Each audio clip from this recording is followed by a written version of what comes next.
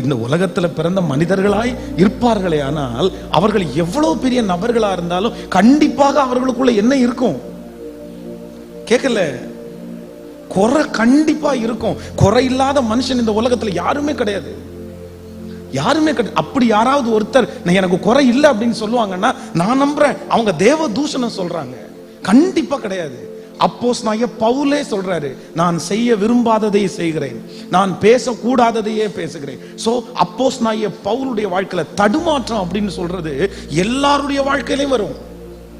ஊழியக்காரங்களுடைய வாழ்க்கையில வரும், விசுவாச மக்களுடைய வாழ்க்கையில வரும், ஜெபிக்கிறவங்களுடைய வாழ்க்கையில வரும். ஆனா தடுமாற்றம் வர்றது பெருசு இல்ல, இந்த தடுமாற்றம் கண்டினியூ ஆயிடுச்சுன்னா நீங்க வாழ முடியாது. நிறைய பேருடைய வாழ்க்கையில இருக்கிற மிகப்பெரிய மைனஸ் என்ன அப்படின்னா, அவங்க ஏன் வளரல, அவங்க ஏன் சாதிக்கல அப்படின்னு சொன்னா அவங்க தடுமாறுறது தப்பு இல்ல மகன்.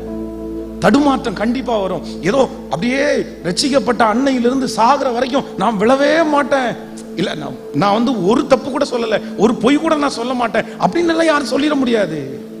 தடுமாற்றங்கள் நமக்கு வரலாம், இடறல்கள் நமக்கு வரலாம். ஆனா அது சூரியன் அஸ்தமிக்கிற நேரத்தை தாண்டி அது கண்டினியூ ஆயிடுச்சுன்னா உங்க வாழ்க்கையில நிறைய இழந்துருவீங்க.